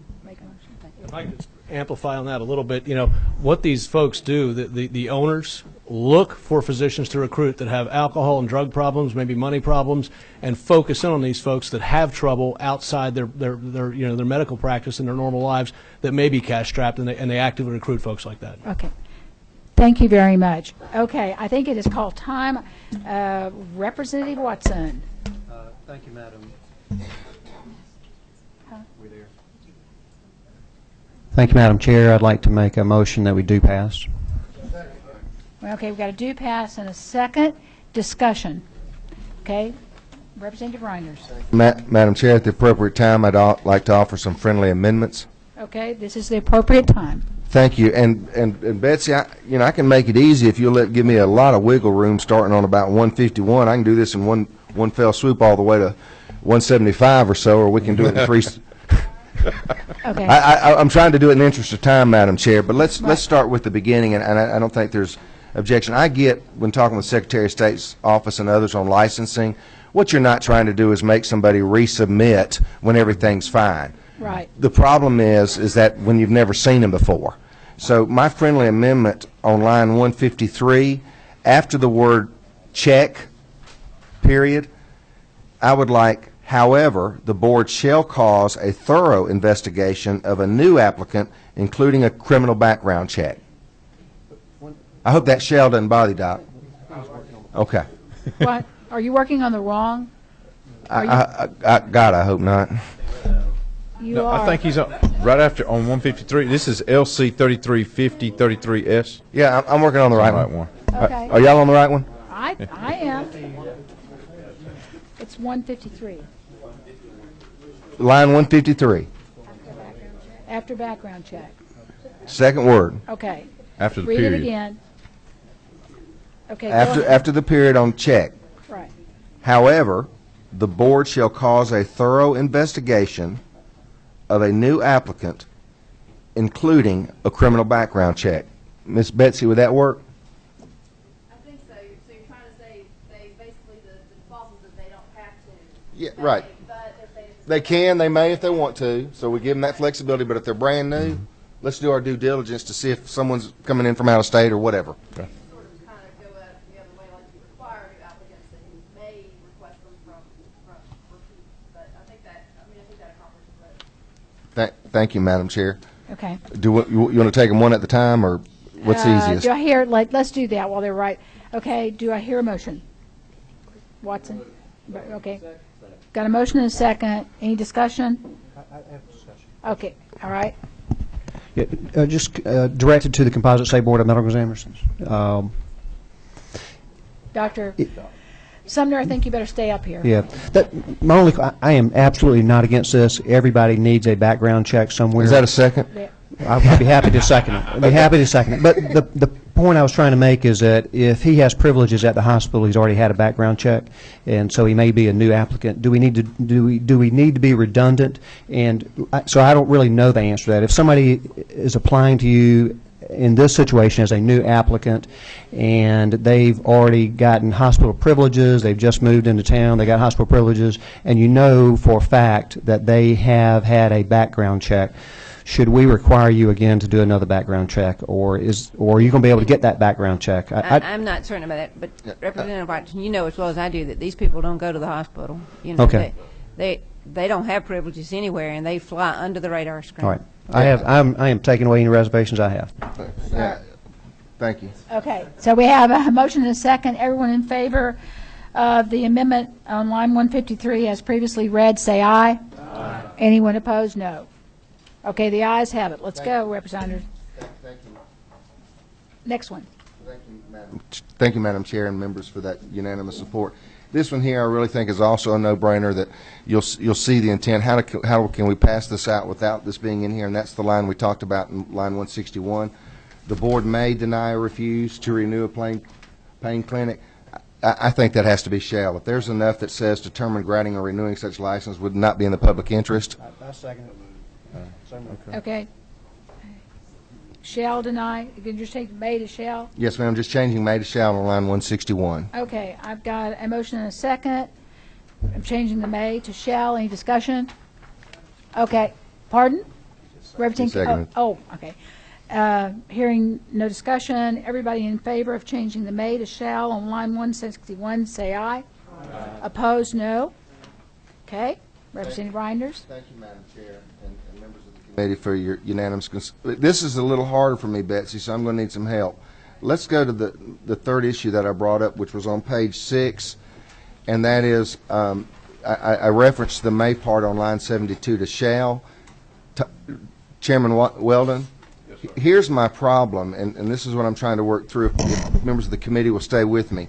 On line 74, where it says furnish false or fraudulent material information in an application, I don't want that to be a shall, because to me that could be as simple as a typo or something like that, where that's the unintended consequences, and giving wiggle room. I don't think if you misspell a name or whatever, that I think you need that may wiggle room there for members of the committee.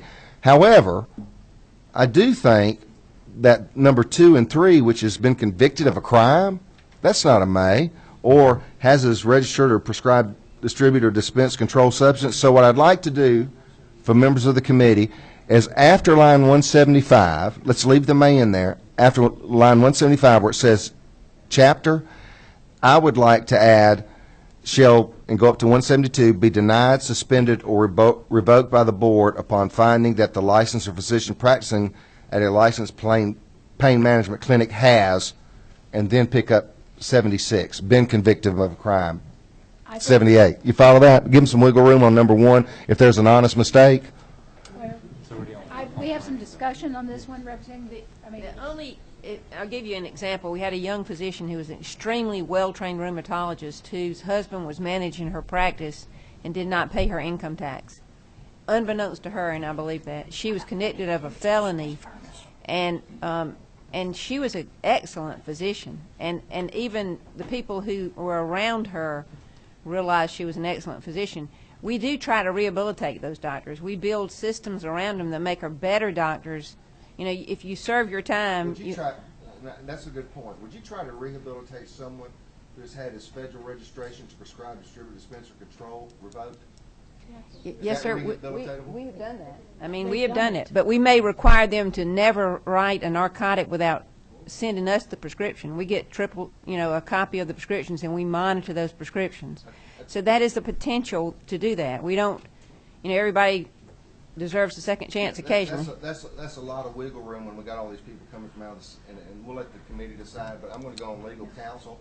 And what I'd like to do, if I may, is strike out, Ms. Betsy suggested strike out 172 may and put shall. Okay, I think in front of 174, intentional false information. That'll give the wiggle room.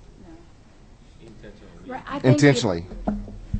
I'm trying to get the word right, Madam Chair.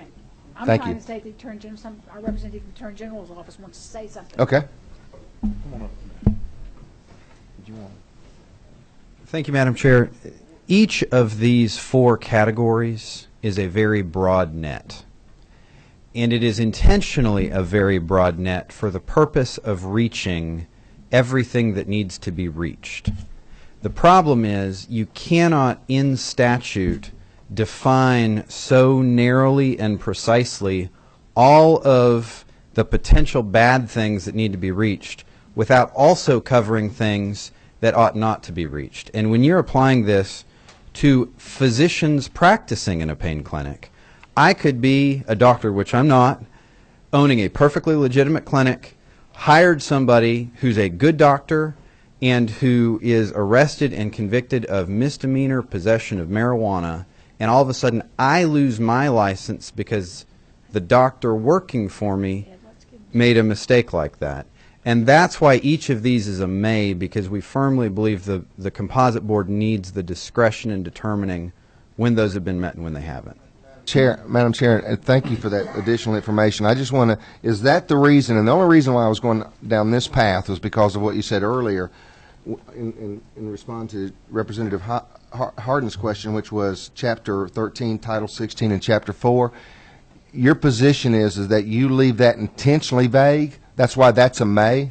That's correct. It is a broad net so that it can capture everything that it needs to capture, but because it's that broad, if it's a shell, people who are perfectly good folks lose a license. Right. Madam Chair, I'll withdraw my amendment then. Okay, thank you. And wait just a minute. Have we made a mistake in the same sense? Have we made a mistake? I may not withdraw my other one then. Well, well, he didn't speak out against the first two, so he's got to be fine with it. no, well, he couldn't get a chance because you were talking. No, trust me. Trust me. He'll come up here like he did then. But that's a good line. Okay. I'm learning. Yeah, you are. You're doing good.